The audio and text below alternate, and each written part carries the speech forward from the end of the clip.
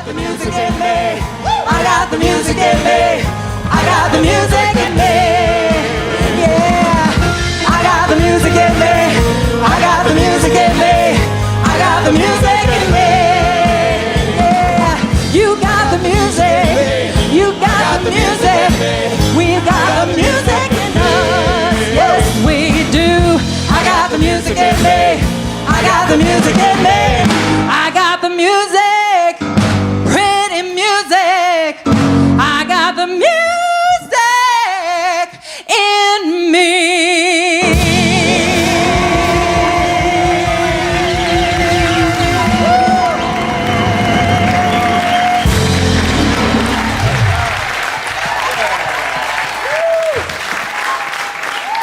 Oh, thank you, Dina and the music team. And see, that's what you miss when you stay home and watch it on the video. You miss that. Ooh, see, aren't you glad you came today? Yes.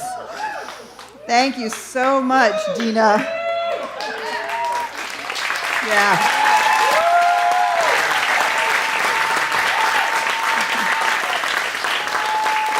And it's such a fabulous, fabulous song, such a positive message, positive attitude. And you know, what happens when we say, I've got the music in me, I've got the music in me, I've got the music in me, I've got the music in me. What happens?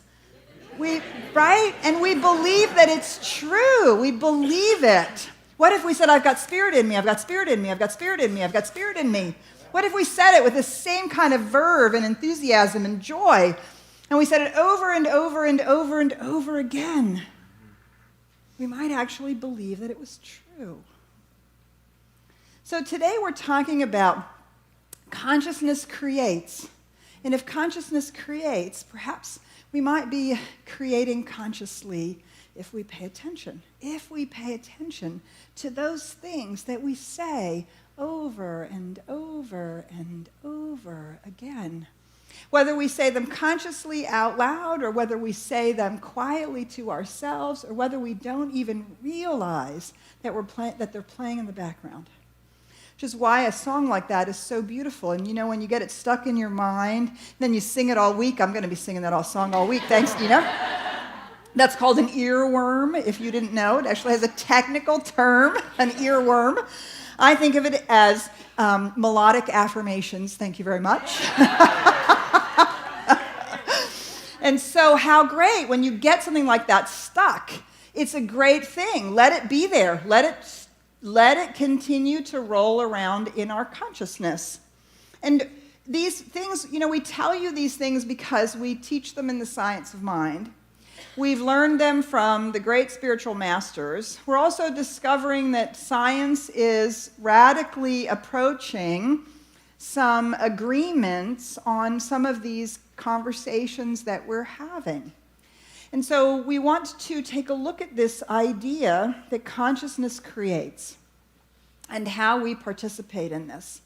This is a beautiful quote, which I actually can only read by turning around.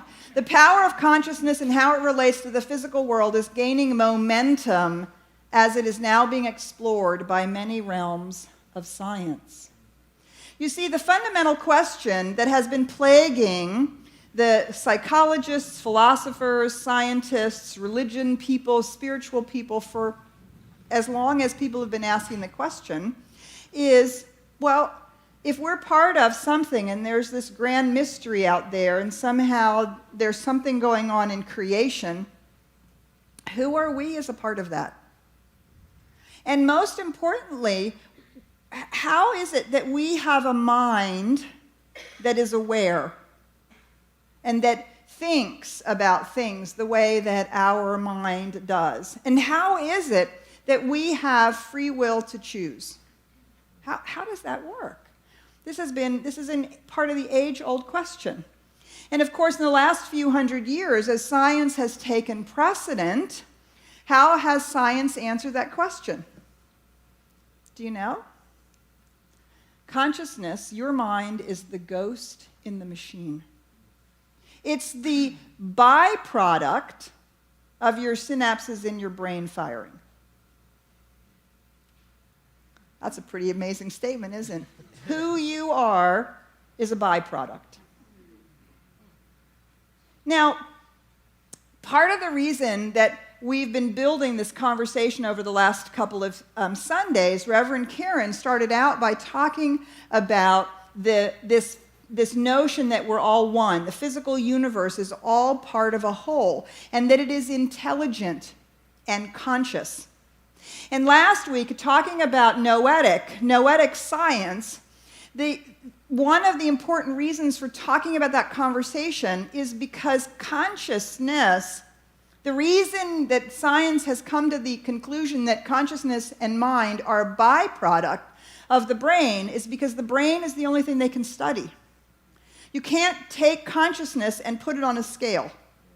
You can't weigh it and measure it and slice it and dice it. You can't do those things with it. And so, and you know, the weirdest thing about consciousness is that it happens inside our skulls. So the only person who actually knows anything about my consciousness is me. So it's not very objective, is it? It's challenging to be objective about consciousness and about mind.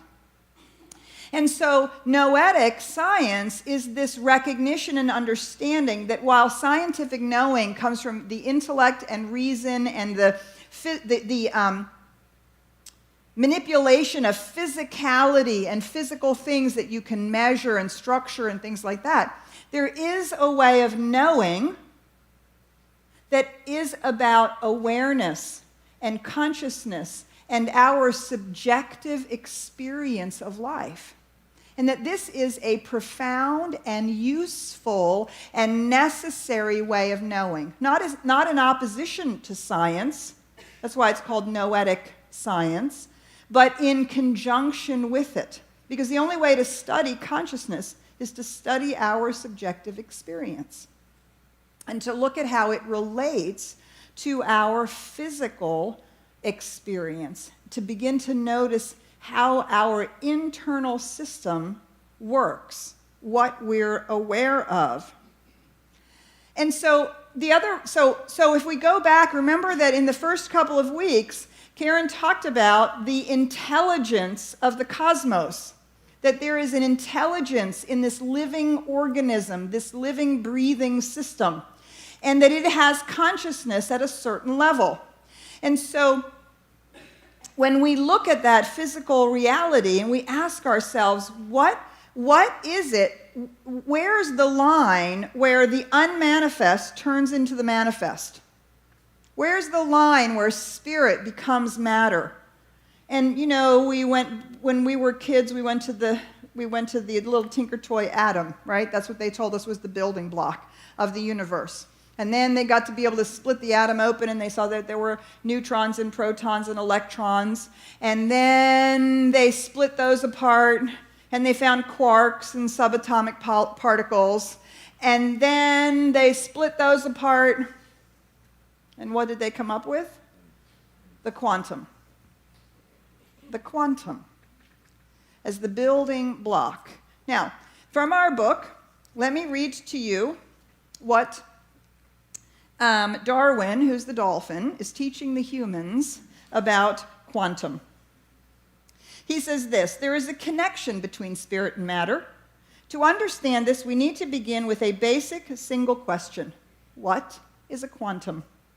It is often called a packet of energy, but it's really a bundle of pure action, the smallest possible unit of physical existence. It's unsplittable, always remains whole. You could think of it as the source of everything, an inexhaustible well of potential energy giving birth at every moment to all that is. Wow, I know this sounds suspiciously familiar, doesn't it? He goes on to say this: the quantum is a very strange physical entity, more like a ghost than anything you are familiar with. It has no mass, no charge, occupies no space, and experiences no time. It exists in a weird wonderland beyond the grasp of reason and imagination, a world where matter seems to evaporate into wisps of possibility. Wow, I know. Wait a minute. That sounds suspiciously like the absolute, right? The absolute undifferentiated ground of being, which is the potential for all things, from which all things come, the ultimate nothing, the Hindus call it, the creative womb of nature, the creative womb of life from which all life springs. It has no thing in it. It is pure potential, pure possibility. It is not yet anything. So the question is, how does this nothing become something? How does this nothing become something? Well, the physicists teach us that these photons of light, they are packets of energy or information. These are the building blocks of the electrons, and the electrons are constantly winking in and out of existence. Well, what makes them wink into existence? What makes them wink into existence in a particular form, in a particular way, as part of a particular atom? What makes the photons come together to be a particular subatomic particle? Mind does, the intelligence and consciousness of the universe itself. And so somewhere in there is the ability for those photons to choose to come into being. Now, it's not a conscious choice like we choose, but do you see, if there's intelligence and consciousness, there is this ability to move into existence. And something causes that movement into existence. And so the argument goes that consciousness, our ability to have free will, our ability to choose, is not because it's a byproduct of our minds or our brains. It's because it is the necessary outpicturing of the development of life itself, starting with the quantum. The intelligence, consciousness, and choice is already in the fabric of the cosmos. And as us, let's see what he says here. Our free will is a manifestation of the spark of choice embedded in the quantum. Quantum intelligence finds expression through us. Wait, isn't that what we teach? Spirit finds expression, self-awareness, the ability to choose and know that it's choosing through the sentient consciousness of a human being or any other being that can make self-aware choices. Joe Dispenza says this: science is the contemporary language of mysticism. Yeah. When you read some of these things, right, we recognize the language without all the, not so much without all the math. I was going to actually say something really different, and I apologize if I offend anybody in the room, but without any religious mumbo-jumbo, hocus-pocus on it, right? To really, really, really understand that when we're talking about the laws of the universe, we are talking about the spiritual laws and the natural laws at the same time, because there is no separation. That's why we talked for the last 2 weeks about the unity and oneness, and how this physical manifest body of God, this is the manifestation of that one infinite reality, that one life. And we can learn about it, and we can understand it. And that's what it means to be self-aware, to be able to look at the universe and understand it. And because we can understand it, we can use the laws, just like we've used the laws of aerodynamics to fly the planes, and we've used the laws of nature to sail boats that appear to be made out of material that would otherwise sink, right? We use all these laws. And as we understand what's going on at these deeper and deeper and deeper levels. And so what's happening is our bursting forth of this awareness. Consciousness creates. The quantum itself is an expression of that creation as it winks into existence, into reality, to express the one, and all the way up through evolution to the place where we are now participating in that. We can see it and know it and use it. So it sounds a little, it's the power of positive thinking. Just think about sunshine and it will be sunny, but it's raining. How does that work? Right? And then you're a little Pollyannish and blah, blah, blah, blah, blah, because we don't know what we're doing. But when we really understand what we're doing, it's not magic. It's not magical thinking. It's not wishful thinking. It's using the laws as deliberately as we would use any other law. So I want to tell you about a couple studies. The first one is the Harvard. They call it the piano study.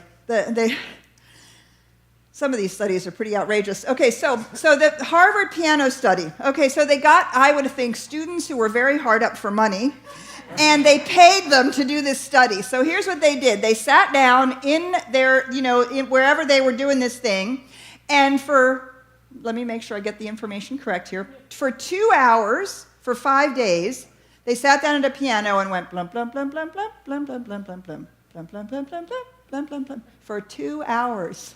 For 5 days. We're going to talk about an earworm after that. Oh my God. Blum, blum, blum, blum, blum, blum, blum, blum, blum, blum, blum, blum, blum, blum. Okay, so what happened is, and then they had a control group. They had a control group. Their job was to sit and imagine. Plunk, plunk, plunk, plunk, plunk, plunk, plunk, plunk, plunk, plunk. But not just the notes. To actually imagine their fingers moving. It's not without doing it. Just imagining for 2 hours, 5 days. Okay, so what happened? Well, this is a picture of what happened. The top 2 lines are the people who practice the piano. Plunk, plunk, plunk, plunk, plunk, plunk, plunk, plunk, plunk, plunk. What the portions of the brain that are connected to the fingertip muscles, the muscles on the fingers, showed evidence of increase and blood flow and electrical magnetic energy, and it continued to increase throughout the 5 days. The next 2 lines, those are the people who only imagine doing it. There's an almost unnoticeable difference. The last 2 are simply people who sat for 2 hours. Did nothing happened. Yeah, pretty wild, right? Okay, so they thought, okay, this is wild stuff. This is a little weird. We think this is all, I don't know, we think this is a little hocus-pocusy stuff. So more studies were done. Okay, now these people were really hard up for money. Okay, so they got their subjects to flex their little finger for 15 minutes, for 5 days a week, for 3 months. Flex the little finger for 15 minutes, for 5 days a week, for 3 months. Unsurprisingly, at the end of that time, their little finger was 53% stronger. I think I'll do that my exercise from now on. I think I can do that exercise, okay? Now, their control group sat and imagined flexing their little finger for 15 minutes, 5 days, for 3 months, and their fingers were 35% stronger without lifting a finger. Ha ha ha ha. Okay, now why wasn't it 53%? Why wasn't it 53%? Here's what I think. I think that if you're imagining flexing your little finger for 15 minutes, that the next thing you know, you're like making your list of things you need to do tomorrow. Right? And you're drifting off here, and then you have to bring yourself back. Oh, wait, I'm flexing my finger. Imagining flexing my finger. Oh, and I got to walk the dog. No, I'm flexing my finger. Wait, so does that sound familiar? Does that sound familiar to meditation, spiritual mind treatment, staying on top of your affirmations? People ask me sometimes, why is it that this stuff that we talk about only works in a crisis? Because in a crisis, you're motivated. Why do people have remission from terminal illness but can't seem to get rid of the common cold? Because the terminal illness is going to kill you. The common cold, you think, oh, I'll just take some stuff and I'll get over it. We're not diligent. We're not as disciplined. But when your life is on the line or you're something that you really believe in, why is it that, when it's crunch time at the business, or you know that you have to do this amazing thing to get your business off the ground or whatever that is, when it's crisis, you come through. It works. Because you're willing to put in 15 minutes a day, 5 days a week, imagining the little finger flex, flex, flex, flex, flex, flex. No, you can't think about anything else. Flex, flex, flex, flex. Right? Because you're on it.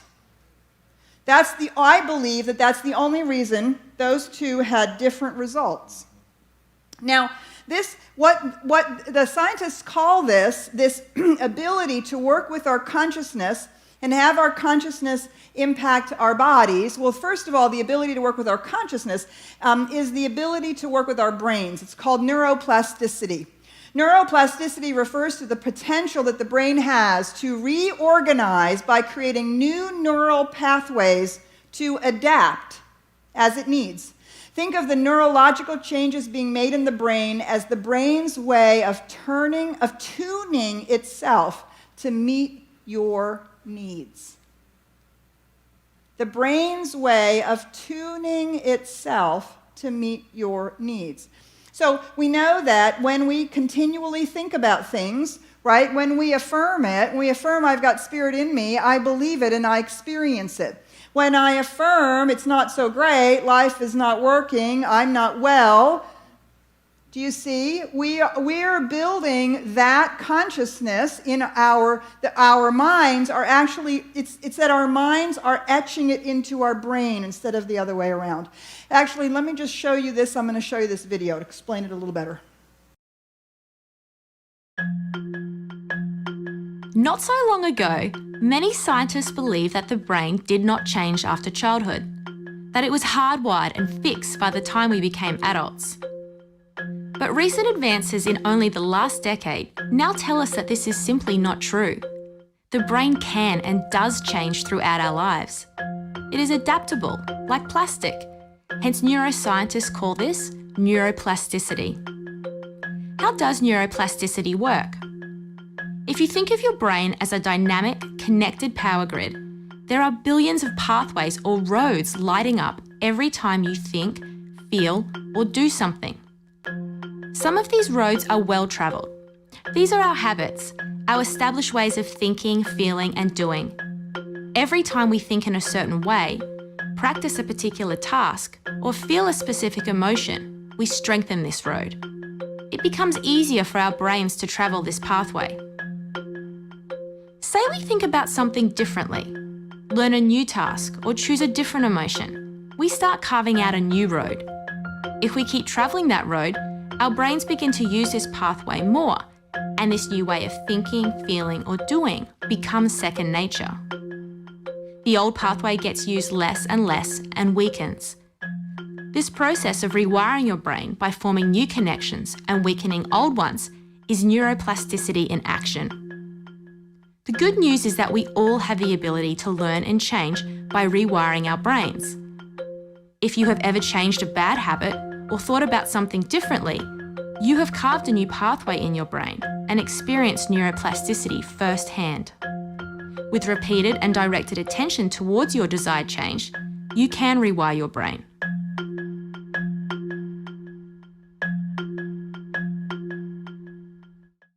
We call it change your thinking, change your life. Right? That's what we call it. Because we understand how that this is the way the universe operates, and this is the way consciousness creates. It creates in the reality of our experience based on these habits of thinking, these beliefs that we have about life, or the way in which we tell the story about what's going on, which is one of the reasons why we're reading a story. Because this is where we move into sort of the idea of noetic knowing. Because facts can confuse us. Facts can appear a certain way, but that's not necessarily the truth, is it? So some of you have heard this story before. I always like to tell it in the context of this kind of conversation that we're having. And for those of you who haven't heard it, this is an opportunity for us to think about this repetitive notion that we have when we repeatedly think about something. So when I was 19, I developed something which I later learned were panic attacks. I actually didn't know at the time what they were, but I would wake up in the middle of the night, sobbing, crying, feeling like I couldn't breathe, heart pounding, chest pains. I literally believed I was dying of a heart attack. It was so painful, so uncomfortable. And this would happen with some regularity. And I would be up for hours. Finally, I learned to get up out of the bed and start pacing around my house. Ultimately, I ended up pacing on the road in front of my house. I was too frightened to go very far, so I went from that house, past my house, to that house, and back again. Talk about a short, little, boring little road. But I was also this was when I was first getting into science of mind, and I thought, well, wait a minute, I'm learning about this. I'm learning about how this works. So by God, if this works, this I don't know what else to do. I don't know, I was 19, I must not have had insurance. It never occurred to me to go to the doctor, which is probably a good thing, because the doctor would have A, diagnosed it, and B, given me drugs. And I would have believed in the diagnosis at that point, and I would have believed that the drugs were what I needed. And so I didn't do that. So I simply found myself pacing back and forth, and I thought, well, by God, if this works, then it works. So I developed the affirmation, I'm one with God, I'm totally healthy. One with God, I'm totally healthy. And I could do it with my steps. I'm one with God, I'm totally healthy. I'm one with God, I'm totally healthy. I'm like, can't breathe. I'm one with God, I'm totally healthy. Oh, it really hurts. I'm one with God, I'm totally healthy. I'm one with God, I'm totally healthy. And so even though I would have the experiences, be in physical pain, I could feel myself wanting to become more and more and more frightened, more afraid, more shut down. I forced myself to think what I chose to think. And every time that I found myself distracted by how I was feeling, I went back to what I decided I would think about. I did that for 9 months. 9 months. 2, 3, sometimes 4 nights a week, pace outside my door. I'm one with God, I'm totally healthy. I'm one with God, I'm totally healthy. I'm one with God, I'm totally healthy. 9 months went by, and all of a sudden I realized, wow, I haven't had a panic attack in a while. That's really interesting. And then there were a couple months in there where I could feel like maybe it was going to go in that direction. I would go, no, I'm one with God, I'm totally healthy. One with God, I'm totally healthy. One with God, I'm totally healthy. No, I'm one with God, I'm totally healthy. I haven't even had the hint of it since then. To this day, if I have something come up in my body, my brain instantly goes to that affirmation. It's so deeply etched in my brain because I did it for so long, so repetitively, and with such conviction that I really needed for this to change. I'm one with God, I'm totally healthy. Do you see that consciousness, by choosing that, over and over and over. It didn't happen overnight. I didn't do it one time, right? That's that. What was that thing that we said? They did it for 15 minutes, 5 days a week, for 3 months. I did it for 9. For that new groove to be created in my consciousness. Ernest Holmes says this: we are living in an intelligent universe which responds to our mental states. To the extent that we learn to control these mental states, we shall automatically control our environment. Because our bodies are an outpicturing of what's going on in our consciousness. Our bodies and our life experience is an outpicturing of that. And so whenever we continually go down the road of being frightened or anxious or, oh my God, look at what the diagnosis is, look at what they said, look at all of these things, we build that groove, right? And then we give our affirmation, our spiritual mind treatment a little bit of work, and then we go back to our fear. Do you see? That it's the discipline, the diligent discipline of staying committed to what it is that we are wanting to create in our lives. Now, another story that many of you have heard, that it was my other favorite story about this from my own personal experience. I started smoking when I was 11. I was a 2-pack-a-day smoker by the time I was 12, and I smoked 2 packs a day until I was 20. At 21, I'd been in Science of Mind for a couple of years. I thought, ooh, man, along with the drugs and alcohol, smoking has got to go. It has got to go. Well, I looked around at the world and I thought, ooh, I do not like ex-smokers. Actually, I don't like ex-anything, right? Because they're like, no, that's all a little bit too much. You can't smoke. And I thought, no. And then the other thing I know about many ex-smokers is that they struggle with smoking. They struggle with wanting to smoke or quitting again and again and again. And I thought, oh, no, I'm not going to do that. That's not going to be me. And so I decided I'm just going to be a non-smoker. I'm going to be a non-smoker. I'm smoking 2 packs a day. I'm going to be a non-smoker. I have no interest in being an ex-smoker. So I'm just going to be a non-smoker. So I began affirming I'm a non-smoker. I affirmed it every time I picked up a cigarette. I affirmed it every time I lit a cigarette. I affirmed every time I went and bought cigarettes. I affirmed it every time that I sat down and had a drink and had my cigarettes. I affirmed it every time I got in my car and lit up. All those places, right? And got on the phone and lit up every single time that I could think of it, that I could remember it. I affirmed I'm a non-smoker, I'm a non-smoker, I'm a non-smoker, I'm a non-smoker. I didn't tell anybody, because they would have thought I was crazy. Right? Because the facts appeared as though I was a smoker. And I did not need anybody else to corroborate that fact with me. What I needed was to be in the truth. I paid no attention to the fact that I was continuing to smoke. I was a non-smoker. I'm a non-smoker. I'm a non-smoker. I'm a non-smoker. About 3 months later, I had one of those moments. I lit up a cigarette. I'm a non-smoker. I'm a non-smoker. Took a couple puffs, looked at the cigarette, and went, I'm a non-smoker. What am I doing? Put the cigarette out, and that was that. Never wanted another one. No struggle, no stress, no strain. Never even thought about it again. Why? Because I'm a non-smoker. Because I had built that groove in my brain. I'm a non-smoker. Ernest Holmes says this: know your own mind. Train yourself to think what you wish to think, be what you wish to be, feel what you wish to feel, and place no limit on principle. Never limit your view of life by any past experience or even current experience. Puffing away on the cigarette. The possibility of life is inherent within the capacity to imagine what life is, backed by the power to produce this imagery or divine imagination. Never limit ourselves to the past, to yesterday, to the past experience, to even to current reality. Current reality is the history of what was going on in our brains in the past. It's simply the expression and the outpicturing of it. Remember quantum, what was that? Wait a minute, I've got to go get back and get that quote. Quantum intelligence expresses through us. Quantum intelligence expresses through us. So the intelligence and the choice and that's going on. And then outpicturing is the history of that.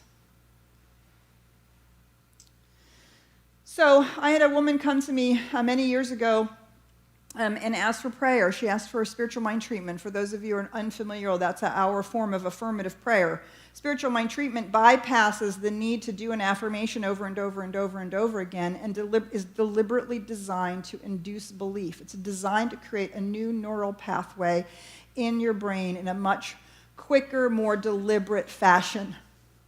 And so I was asked to do spiritual mind treatment for her. She had terrible ovarian cysts. She was often in pain. She'd had surgery. She'd had medication. They kept coming back.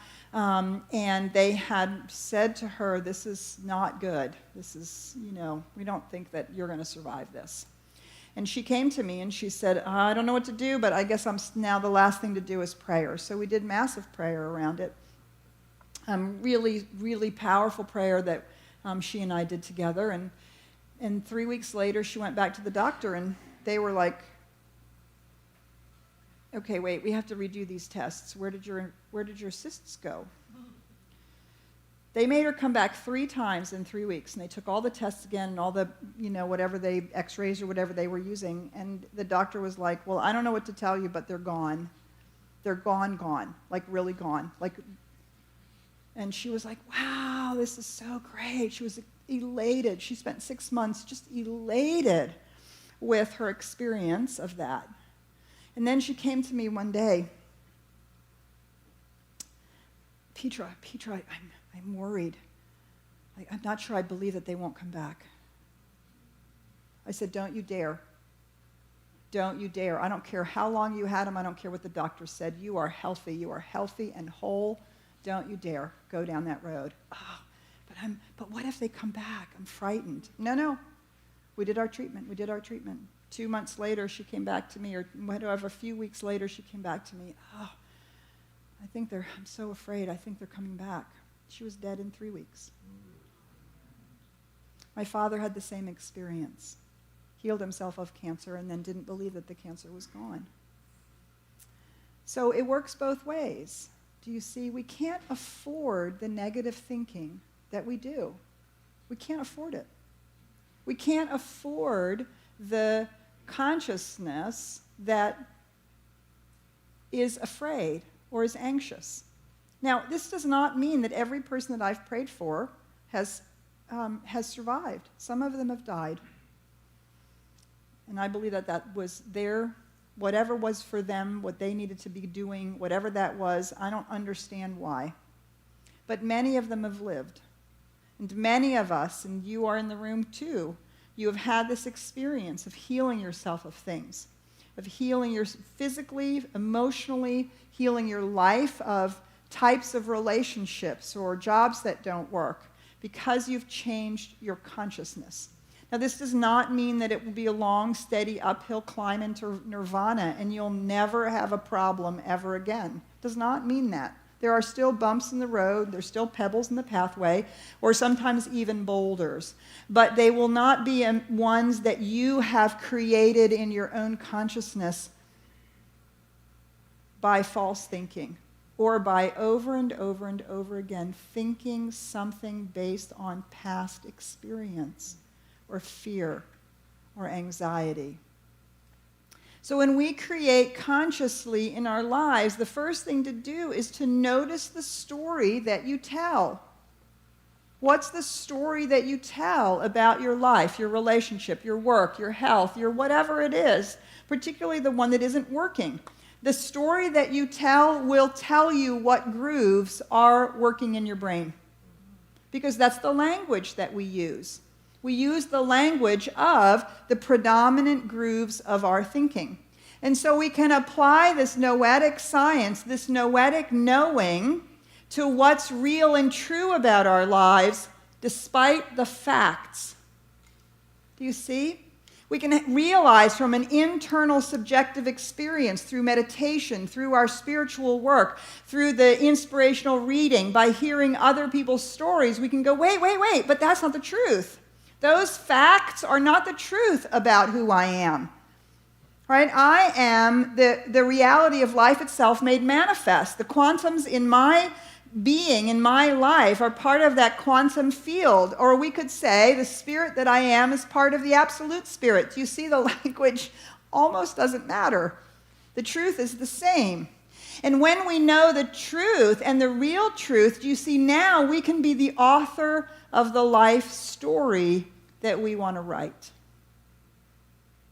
We can be the author of the life story that we want to write. I'll never forget a beautiful and dear friend of mine. He said to me one day, he lost a loved one in a pretty traumatic, long-term, protracted thing. And he said, I think I'm going to stop telling that story. I think I want to give up my right to be unhappy. And he, by all human accounts, had a right to be unhappy. But he determined that that was not the story from which he wanted to build the rest of his life. Do you see? So we consciously create by understanding that consciousness creates.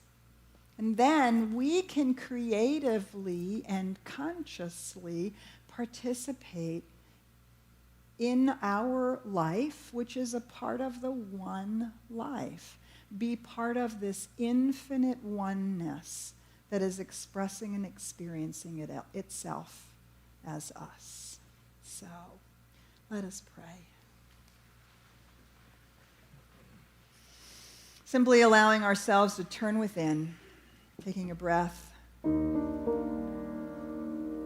We breathe into that infinite reality, that pure potential, that absolute no thing from which all life springs. And whether we call it God, Buddha, Jesus, whether we call it the matrix, the source, the quantum field, or whether we simply call it the one, that one is in, through, and as all creation. My life, your life, the life of all beings everywhere is the same life.